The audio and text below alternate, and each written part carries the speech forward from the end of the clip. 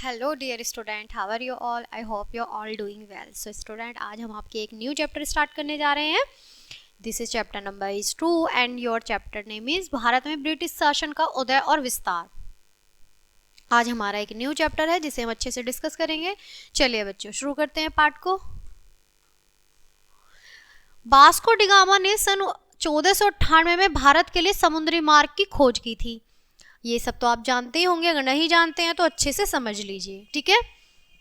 भारत तथा एशिया के अन्य भागों से व्यापार करने के लिए यूरोप के कई देशों में व्यापारिक कंपनियां स्थापित हुई थीं। उस समय क्या हुआ था, 1498 में भारत में बहुत सारी कंपनियां क्या हुई थी, स्थापित हुई थी, ठीक है। यूरोप के विभिन्न देशों की कंपनियों ने भारत के विभिन्न भागों में अपने व्यापारिक प्रतिष्ठान स्थापित किए थे। इनमें पुर्तगाल, हाईलैंड, फ्रांस तथा डेनमार्क प्रमुख थे। इनके व्यापारिक प्रतिष्ठान मुख्य समुद्री तटवर्ती क्षेत्रों में स्थापित किए गए थे। इन व्यापारिक प्रतिष्ठानों को फैक्ट्री कहा जाता है। फैक्ट्री का अर्थ था वह स्थान जहां फैक्टर्स यानी कंपनी के अफसर काम करते थे। कुछ फैक्ट्रियों की किलेबंदी भी की गई थी। किलेबंदी का उद्देश्य था प्रतिद्वंदियों के हमलों में फैक्ट्रियों की रक्षा करना। ये कंपनियां भारत में मसाले, हथकरघे पर बने हुए सूती वस्त्र, नील, सोरा आदि खरीदती थी। नील का प्रयोग कपड़ा रंगने के लिए किया जाता था। पहले आप जानते थे कि जब हम व्हाइट कपड़े जो होते हैं हमारे, उन्हें धोते थे, सूती वस्त्र जो होते थे, तो उनमें नील डाल के उनकी चमक बढ़ाने के लिए नील डाला जाता था। आजकल तो शायद यूज भी नहीं करते हैं। सोरा बारूद बनाने के काम आता था। यूरोप में इन चीजों का अभाव था, यानी उन चीजों की यूरोप में कमी थी। व्यापारिक कंपनियां भारत से इन चीजों को सस्ती दर पर खरीदकर यूरोप तथा अमेरिका में ऊंची कीमतों पर बेचती थी। सस्ती कीमतों पर भारत से लेके और दाम बढ़ा के उस चीज को बेचा करती थी। इस प्रकार अधिक लाभ कमाती थी। अधिक से अधिक लाभ कमाने के लिए कंपनियों में होड़ लगी रहती थी।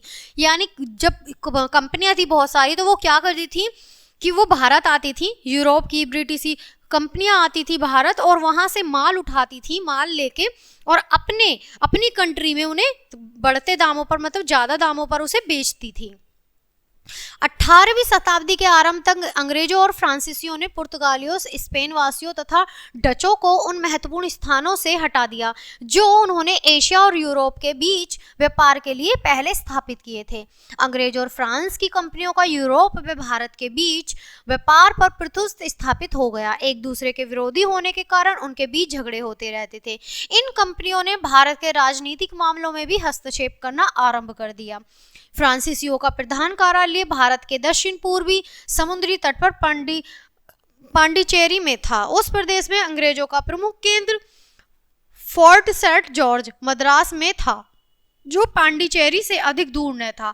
फोर्ट विलियम नामक उनकी एक किलाबंद चौकी कलकत्ता में थी। उन्होंने बंगाल का निर्यात व्यापार पर अपना नियंत्रण स्थापित करने का आरंभ कर दिया था। अब बच्चों बात करेंगे ब्रिटिश शक्ति के उदय की, ठीक है। कर्नाटक युद्ध यूरोप में इंग्लैंड और फ्रांस के बीच पारंपरिक प्रतिस्पर्धा भारत में भी फैली। जब इंग्लैंड और फ्रांस के हितों में दक्षिण भारत में टकराव हुआ, उसका फल 3 कर्नाटक युद्धों में देखने को मिला। कर्नाटक हैदराबाद के निजाम के आधिपत्य में एक सूबा था जिसकी राजधानी राजकोट थी। राजकोट के नवाब ने काफी स्वतंत्रता हासिल कर ली थी। उनकी मृत्यु के पश्चात नवाब द्वारा मनोनीत अनवर उद्दीन और नवाब के असली उत्तराधिकारी चांद साहब के बीच उत्तराधिकारी की लड़ाई आरंभ हो गई थी। पांडिचेरी के फ्रांसीसी गवर्नर डुप्ले ने चांद साहब का समर्थन किया था। अब बच्चों बात करेंगे हम यहाँ पर प्रथम कर्नाटक युद्ध 1744 से और 48 तक की। फ्रांस और ब्रिटिश के बीच प्रथम कर्नाटक युद्ध यूरोप में चल रहे फ्रांस और ब्रिटेन के बीच हुआ। युद्ध का प्रभाव था डुप्ले ने मद्रास पर अपना अधिकार कर लिया, परंतु जब यूरोप में फ्रांस और ब्रिटेन के बीच युद्ध समाप्त हो गया तो अंग्रेजों को वापस कर दिया गया। यानी जब उनके बीच का जो युद्ध था वो समाप्त हो तो उन्होंने अंग्रेजों को वापस कर दिया। अब द्वितीय कर्नाटक युद्ध की बात करेंगे। जो द्वितीय युद्ध हुआ था, पहले प्रथम युद्ध हुआ था कर्नाटक से, फिर दूसरा युद्ध हुआ द्वितीय, वो 1748 से 54 तक चला था। कर्नाटक की दूसरी लड़ाई का कारण था ब्रिटिश और फ्रांसीसियों का हैदराबाद और कर्नाटक की स्थानीय राजनीति में भाग लेना। सन 1748 में निजाम की मृत्यु के बाद उत्तराधिकारी की लड़ाई आरंभ हुई, जिसे ब्रिटेन और फ्रांसी ने अपने अपने विरोधी दावेदारों को नवाब बनाना चाहा था। उन्होंने सोचा कि जो कंपनी के दावेदार हैं वही वहां के नवाब बने। अतः फ्रांसीसी मुजफ्फरजंग को हैदराबाद का नवाब बनाने में सफल हुए। इसी प्रकार दोनों कंपनियों ने कर्नाटक की नवाबी के लिए भी अपने अपने विरोधी दावेदार पेश किए। फ्रांसीसी ने चांद साहब का समर्थन किया और अंग्रेज ने क्लाइव को एक छोटी सी सेना लेकर मोहम्मद अली को सन 1751 में राजकोट के नवाब के पद पर आसीन करने भेज दिया, यानी आसीन करने भेजा। इस विवाद के कारण अंग्रेज और फ्रांसीसियों के बीच युद्ध हुआ, जिसमें फ्रांसीसियों की हार हुई और चांद साहब को मौत के घाट उतार दिया गया। उस समय डुप्ले के फ्रांस वापस बुला लिया गया और दोनों कंपनियों के बीच शांति संधि हुई, यानी दोनों कंपनियों को बिठाकर शांति संधि की गई। निजाम द्वारा मोहम्मद अली को कर्नाटक का नवाब स्पीकर स्वीकार कर लिया गया। इस युद्ध के फलस्वरूप अंग्रेज कंपनी का कर्नाटक पर प्रभुत्व स्थापित हो गया। अब बच्चों बात करेंगे तृतीय कर्नाटक युद्ध की। 1756 से 63 तक चला वो। अंग्रेज और फ्रांसीसियों के बीच सन 1756 में अंतिम विवाद का तब आरंभ हुआ जब यूरोप में 7 वर्षीय युद्ध आरंभ हुआ। कर्नाटक में फ्रांस की सेनाओं की हार हुई थी। फ्रांसीसियों के स्थान पर हैदराबाद में अंग्रेजियों का आधिपत्य हो गया था और निजाम ने उत्तरी सरकार का क्षेत्र अंग्रेजों को दे दिया था। फ्रांसीसियों ने भारत में अपने अभी अधिकृत क्षेत्रों को छोड़ दिया था। अब बच्चों बात करेंगे हम सन 1763 में जब यूरोप में युद्ध समाप्त हुआ तो फ्रांसीसियों को उनके अधिकृत क्षेत्र वापस कर दिए गए। फिर भी भारत के फ्रांसीसियों की राजनीति शक्ति नष्ट हो चुकी थी। अब उनकी गतिविधियां व्यापार तक ही सीमित रह गई थी। इस समय तक अंग्रेजों ने बंगाल पर अपना अधिकार कर लिया था। अब यहाँ देखेंगे बच्चों हम अंग्रेज के बंगाल पर विजय। अब अंग्रेज की बंगाल पर किस तरह से विजय हुई। 18वीं सदी के मध्य तक बंगाल ने यूरोप के व्यापारियों पर कठोर नियंत्रण रखा और उसके व्यापारी प्रतिष्ठान स्थापित करने को रोका।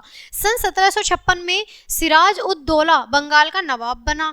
उसने अंग्रेजों को कलकत्ता से बाहर निकाल दिया क्योंकि उन्होंने अपनी किलेबंदी का विस्तार किया था और व्यापार पर लगाए गए कर नहीं दिए थे।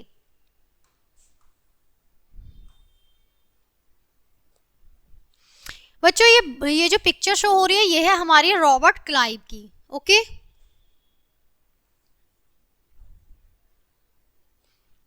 जब अंग्रेजों की हार की खबर मद्रास पहुंची तो रॉबर्ट क्लाइव को एक बड़ी सेना लेकर कलकत्ता पर पुनः कब्जा करने के लिए भेजा गया था। उन्हें अंग्रेज का कलकत्ता पर पुनः कब्जा हो गया। उसने सिराज उद दौला को बाध्य किया कि वह ईस्ट इंडिया कंपनी को किलेबंदी की अनुमति दे और मुद्रा जारी करने का अधिकार दे उन्हें।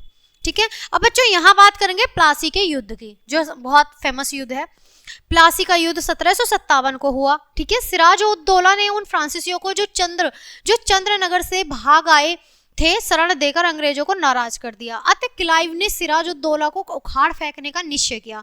उसने सिराज के कुछ दरबारियों जिनमें सेनापति मीर जाफर भी था अपनी ओर मिला लिया। इसके फलस्वरूप सन 1757 में प्लासी का युद्ध हुआ। इस युद्ध में सिराज उद दौला की हार हुई और उसे मार दिया गया। मीर जाफर ने जो अब नया नवाब बन गया था, मतलब उसे मारने के बाद जो अब नया वो बना था नवाब, ईस्ट इंडिया कंपनी को बहुत सारा धन दिया और 24 परगना के दीवानी अधिकार दे दिए। कंपनी लोगों से राजस्व वसूल कर सकती थी और मुक्त व्यापार का अधिकार भी दे दिया। इस युद्ध के पश्चात अंग्रेज बंगाल के वास्तविक शासन बन गए। मीर जाफर कंपनी की धन की भारी मांग को पूरा नहीं कर सका। अतः कंपनी से सन 1760 में मीर जाफर को हटाकर उसके दामाद मीर कासिम को बंगाल का नवाब बना दिया गया। पहले जाफर थे, फिर जाफर को हटाकर कासिम को बना दिया गया। इसके बदले मीर कासिम ने कंपनी को वुरदरवान, मिदानपुर और चिटगांव की जिम्मेदारी दे दी गई। अब बच्चों बात करेंगे बक्सर के युद्ध की। इसके बाद आता है बक्सर का युद्ध। पहले हमने प्लासी का युद्ध देखा, बक्सर का ये भी काफी इंपॉर्टेंट है, अच्छे से देखेंगे। 1764 में हुआ था ये। कंपनी के शिकंजे से स्वयं को आजाद करने के लिए मीर कासिम ने अपनी राजधानी कलकत्ता से मुंगेर स्थानांतरित कर दी। उसने अपनी सेना का आधुनिकीकरण किया और हथियारों की फैक्ट्री बनाई। उसने अंग्रेजों के अनुचित व्यापार पर प्रतिबंध लगा दिया। अंग्रेज को यह सब स्वीकार स्वीकार्य नहीं हुआ, अतः उन्होंने सन 1763 में मीर कासिम के विरुद्ध युद्ध छेड़ दिया। मीर जाफर को फिर से बंगाल का नवाब बना दिया गया, यानी पहले जब मीर जाफर था उसे हटा के कासिम को बना दिया गया नवाब, लेकिन अब जब उससे युद्ध हुआ तो उसे हटा के फिर से मीर जाफर को नवाब बना दिया गया। मीर कासिम अवध भाग गया। यह अवध ने नवाब शुजा-उद-दौला और बंगाल सम्राट शाह आलम द्वितीय, जिसने दिल्ली से भागकर अवध के नवाब की शरण ले ली थी, से मिल गया। अब उससे जाके मिल गया। अंग्रेजों ने उनकी संयुक्त सेना को सन 1764 में बक्सर के युद्ध में हरा दिया। मीर कासिम भाग गया और उसने भगोड़े के रूप में जीवन व्यतीत किया जब तक सन 1777 में उसकी मृत्यु हुई, यानी उसने अपनी मृत्यु तक वो जब वहां से भागा नवाब के पद को छोड़ के, तो उसकी वो मृत्यु तक बाहर ही रहा, वो आया ही नहीं। शाह आलम द्वितीय ने ब्रिटिश कंपनी के साथ शांति समझौता कर लिया। इस विजय के पश्चात अंग्रेजों ने बंगाल पर अपना अधिकार वापस कर लिया। बक्सर के युद्ध के परिणाम, अब यहाँ पर बच्चों हम बक्सर के युद्ध के परिणाम देखेंगे, ठीक है। सन 1765 में मीर जाफर की मृत्यु के पश्चात बंगाल के नए नवाब ने क्लाइव के साथ एक संधि पर हस्ताक्षर किए। इस संधि के अनुसार सैनिक अधिकार और अपराधियों को सजा देने के न्यायिक अधिकार अंग्रेजों को दे दिए गए। बंगाल में कंपनी को राजस्व एकत्र करने का भी अधिकार मिल गया। नवाब की स्थिति जब केवल ऐसी रह गई जिसमें उसे कोई अधिकार नहीं थे परंतु केवल जिम्मेदारियां थी, ऐसे दोहरी शासन व्यवस्था कहा जाता था। ऐसी शासन व्यवस्था सन 1772 तक रही। इस व्यवस्था में बंगाल की जनता को बहुत कष्टों का सामना करना पड़ा। कंपनी के अधिकारी बड़ी सख्ती से राजस्व की वसूल करते थे। उन्होंने सन 1770 में जब बंगाल में अकाल पड़ा, राजस्व वसूली में कोई रियासत नहीं की। अब ब्रिटिश सत्ता का विस्तार देखते हैं बच्चों। कर्नाटक में अगल फ्रांसीसी युद्ध एवं प्लासी और बक्सर के युद्ध के पश्चात यानी उसके बाद भारत में अंग्रेजों की विजय का युग आरंभ हुआ। सन 1765 तक अंग्रेज बंगाल, बिहार और उड़ीसा के वास्तविक शासन बने हुए थे, क्योंकि शाह आलम द्वितीय ने एक फरमान जारी करके सन 1765 में कंपनी को बंगाल के साथ साथ बिहार और उड़ीसा का राजस्व एकत्र करने की अनुमति दे दी थी। अवध और कर्नाटक के नवाब भी उन पर निर्भर हो गए थे। सन 1772 में वारेन हास्टिंग बंगाल का गवर्नर बना। उसने बंगाल में दोहरी शासन व्यवस्था को समाप्त कर दिया और बंगाल को सीधे कंपनी के अधिकार में ले लिया। सन 1773 में हेस्टिंग्स को भारत में अंग्रेजों के सभी अधिकृत क्षेत्रों का गवर्नर जनरल बना दिया गया और कलकत्ता कंपनी का मुख्यालय बन गया। इस समय कंपनी का बंगाल, मद्रास और मुंबई की प्रशासनिक इकाइयों पर प्रत्यक्ष नियंत्रण था तथा अवध और कर्नाटक पर अप्रत्यक्ष नियंत्रण था। दक्कन में 3 स्वतंत्र स्थानीय शक्तियां थी, मराठे हैदराबाद में निजाम और मैसूर में हैदर अली। अवध और रुहेलखंड के प्रति नीति, अब हम रुहेलखंड के प्रति नीतियों के बारे में जानेंगे बच्चों। सन 1772 ईस्वी में के आसपास मराठे शाह आलम द्वितीय को इलाहाबाद के अपने साथ दिल्ली ले गए। उसने अवध पर आक्रमण का खतरा उत्पन्न हो गया। अवध को तटस्थ राज्य बनाए रखने के लिए हेस्टिंग ने कोरा और इलाहाबाद अवध के नवाब को कुछ धन के बदले में वापस कर दिए। सन 1765 में क्लाइव और शुजा-उद-दौला के बीच एक संधि हुई थी जिसके अनुसार अवध कुछ धन के बदले में उसे वापस मिल गया था। शुजा-उद-दौला ने आक्रमण के विरुद्ध कंपनी की रक्षा के बदले में कोरा और इलाहाबाद को हस्तांतरित कर दिया था। क्लाइव ने इस प्रकार अवध को एक तटीय क्षेत्र में परिवर्तित कर दिया था जो उत्तर पश्चिमी से हुए आक्रमण से बंगाल की रक्षा कर सके। नवाब अवध में कंपनी की सेनाओं के रखरखाव का खर्चा करने के लिए भी तैयार हो गया जिससे कंपनी की सेनाएं आक्रमणों के विरुद्ध उसकी रक्षा कर सके। बाद में हेस्टिंग ने रुहेलखंड को अवध में मिलाने में भी अवध की सहायता की जिससे अंग्रेजों का प्रभुत्व यमुना नदी तक हो सके। मैसूर युद्ध, बच्चों बात करेंगे अब हम मैसूर युद्ध की, ठीक है। सन 1767 तथा 1799 के बीच कंपनी ने मैसूर पर विजय प्राप्त करने के लिए 4 युद्ध लड़े। पहले मैसूर युद्ध 1767 से 69 में हैदर अली की जीत हुई जिससे अंग्रेजों को यह वादा करने के लिए मजबूर किया गया कि मैसूर की मराठों आक्रमण में रक्षा करेंगे। परंतु जब 1771 में मराठों ने मैसूर पर आक्रमण किया तो अंग्रेजों ने अपना वादा नहीं निभाया। उन्होंने मैसूर के एकमात्र बंदरगाह जिसके द्वारा यूरोप से व्यापार होता था और जिस पर फ्रांस का अधिकार था उस पर भी कब्जा कर लिया, यानी उन्होंने उनके साथ धोखेबाजी की। इसके कारण दूसरा मैसूर युद्ध 1779 से लेकर 84 हुआ। इस युद्ध में हैदर अली की हार हुई, परंतु वह 1782 ईस्वी में अपनी मृत्यु तक लड़ाई लड़ता रहा। ये टीपू सुल्तान है बच्चों, जो पिक्चर शो हो रही है आपको, ठीक है, इनके बारे में भी बात करेंगे। इसके पश्चात उसके बेटे टीपू सुल्तान ने लड़ाई जारी रखी, यानी ये टीपू सुल्तान की जो पिक्चर है, उनके जो बेटे थे उन्होंने क्या करा कि उन्होंने वो लड़ाई जारी रखी। तीसरा मैसूर युद्ध 1790 से 92 अंग्रेजों और टीपू सुल्तान के बीच हुआ। लॉर्ड क्वाइलिट्स गवर्नर जनरल 1786 से 93 ने निजाम और मराठों से मिलकर टीपू सुल्तान को हरा दिया। सेरिंगापटन की संधि 1792 के अनुसार टीपू का आधा क्षेत्र अंग्रेजों, निजाम और मराठों के बीच बांट लिया गया था। सहायक संधि, लॉर्ड वेलेस्ली गवर्नर जनरल 1798 से 1805 ने भारत में ब्रिटिश प्रभुसत्ता स्थापित करने के लिए सहायक संधि की नीति को अपनाया। जो शासक इस संधि को स्वीकार करता था उसे अपने खर्चे पर ब्रिटिश सेनाएं रखनी पड़ती थी, इसके लिए कुछ प्रदेश अंग्रेजों को देने होते थे। शासक को एक अंग्रेज अधिकारी को अपने दरबार में रखना होता था और अंग्रेजी को यह अनुमति देनी पड़ती थी कि वे उस राज्य के अन्य राज्यों से संबंधों के जांच करें। यदि शासन इनमें से किसी भी शर्त को पूरा न करने में असमर्थ होता है तो अंग्रेज को यह अधिकार भी था कि उस राज्य के शासन को गद्दी से उतार दें। इसी अधिकार के अंतर्गत अंग्रेजों ने तंजौर, सूरत और कर्नाटक के शासकों को गद्दी से उतार दिया था। फिर भी अंग्रेजों ने राज्य के आक्रमण से सुरक्षा करने का वचन दिया। टीपू सुल्तान ने सहायक संधि की शर्तों को मानने से इनकार कर दिया। इसके फलस्वरूप सन 1799 में चौथा मैसूर युद्ध हुआ। इस युद्ध में निजाम ने टीपू सुल्तान के विरुद्ध अंग्रेजों का साथ दिया। निजाम सन 1798 में सहायक संधि की स्वीकार करने वाला पहला शासक था। इस युद्ध में टीपू बहुत बहादुरी से लड़ता हुआ सन 1799 में मारा गया। अंग्रेजों ने मैसूर के बड़े भाग को अपने अधिकार में ले लिया और अपने जीते हुए क्षेत्र में से काफी बड़ा हिस्सा निजाम को दे दिया, क्योंकि निजाम ने उनका साथ दिया। बच्चों, बात करेंगे मराठों का पतन। मराठों की आपस में फूट का लाभ उठाते हुए अंग्रेजों ने उनके आंतरिक मामलों में हस्तक्षेप करना आरंभ कर दिया था। इसके कारण अंग्रेजों और मराठों के बीच 3 युद्ध 1775 से 1818 हुए। पहला आंग्ल मराठा युद्ध 1775 से 82 के बीच हुआ। इस युद्ध में अंग्रेजों को विशेष सफलता नहीं मिली, परंतु दूसरे आंग्ल मराठा युद्ध 1803 से लेकर 6 में अंग्रेज मराठा सरदारों की शक्ति को कमजोर करने में सफल हुए और उनके अलग कर दिया। सन 1809 में पंजाब के शासन रणजीत सिंह और अंग्रेज के बीच में एक संधि हुई। इस संधि के अनुसार रणजीत सिंह का क्षेत्र सतलुज नदी के पश्चिम तक सीमित कर दिया गया तथा अंग्रेजों का प्रभुत्व सतलुज नदी तक फैल गया और ब्रिटिश क्षेत्र नेपाल की सीमा तक आ गया था। नेपाल के गोरखाओं ने भारत के ब्रिटिश क्षेत्र में घुसपैठ आरंभ कर दी। इसके फलस्वरूप आगल गोरखा युद्ध 1814 से 16 तक हुआ। अमृतसर की संधि के कारण रणजीत सिंह आगल गोरखा युद्ध में तटस्थ रहा। अमर सिंह थापा ने नेतृत्व में हुए इस युद्ध में गोरखा हार गए।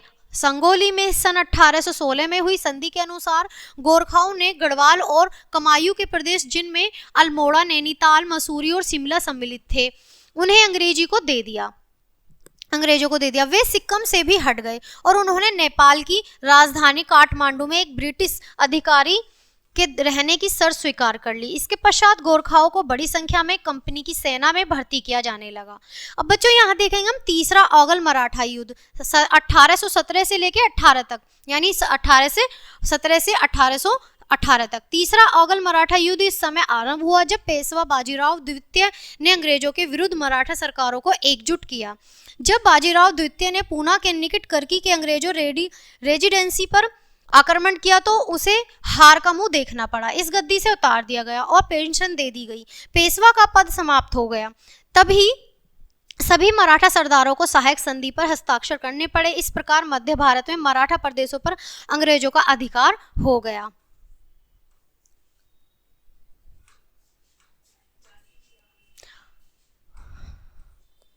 बर्मा, सिंधी और पंजाब का अंग्रेजी साम्राज्य में विलय। अंग्रेजों ने 3 अगल वर्मा युद्धों के द्वारा बंगाल की खाड़ी पर अपना पूर्ण नियंत्रण स्थापित कर लिया गया था। पहले अगल वर्मा युद्ध 1824 से 26 में अंग्रेजों ने असम और वर्मा के कुछ तटीय भाग पर कब्जा कर लिया था।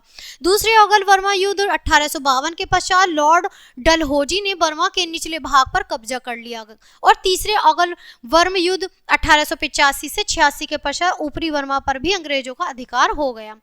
सिंधी की विजय 1849 अफगानिस्तान से होकर रूस के आक्रमण के डर से अंग्रेजों ने सन 1843 में सिंध को भी अपने साम्राज्य में मिला लिया। अब यहाँ बात करेंगे बच्चों पंजाब का विलय। 1849 सन 1839 में रणजीत सिंह की मृत्यु के पश्चात पंजाब में आंतरिक समस्याएं पैदा हो गई।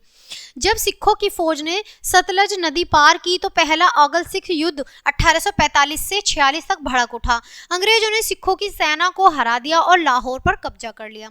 1846 में लाहौर में एक संधि हुई। इस संधि के अनुसार रणजीत सिंह के बेटे दिलीप सिंह को राजा स्वीकार कर लिया। सिखों को सतलज नदी के दक्षिण के क्षेत्र और सतलज और व्यास नदी के बीच का प्रदेश अंग्रेजों को देने पड़े।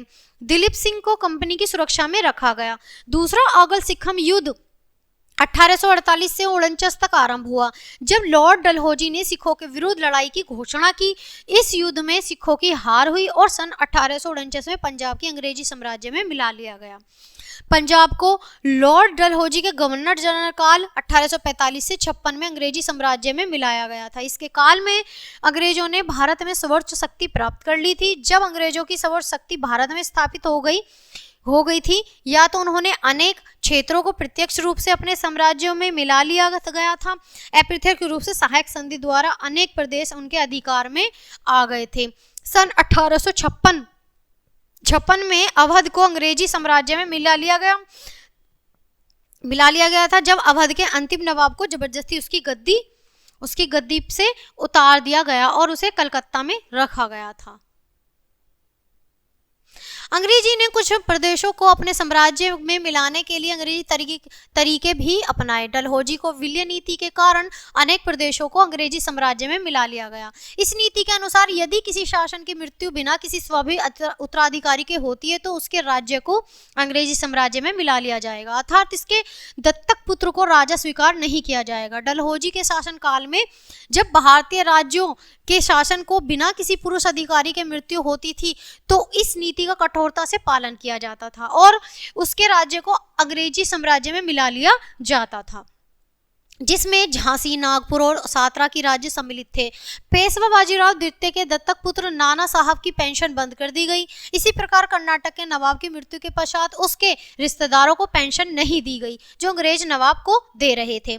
डलहौजी ने सिक्किम के एक भाग को सन 1850 में अंग्रेजी साम्राज्य में मिला लिया गया, क्योंकि शासन ने कंपनी के अफसरों के साथ दुर्व्यवहार किया था।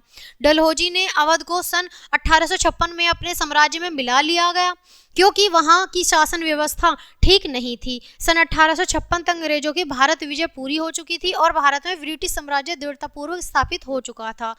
देश के बड़े भाग अंग्रेजों द्वारा प्रत्यक्ष रूप से शासित होने लगे, परंतु बहुत से क्षेत्र ऐसे भी थे जो औपचारिक रूप से भारतीय शासकों द्वारा शासित होते थे, परंतु ये शासक पूरी तरह अंग्रेजों पर निर्भर थे। भारत में अंग्रेजों की सर्वोच्च सत्ता स्थापित हो चुकी थी। जब ब्रिटिश शासन अपने चरमोत्कर्ष पर था, उसके विरुद्ध असंतोष भी उभरने लगा, जिसका परिणाम सन 1857 की क्रांति में देखा गया। मुगल साम्राज्य के पतन के पश्चात भारतीय राज्यों के पतन का वास्तविक कारण था कि भारतीय शासन एक स्थायी और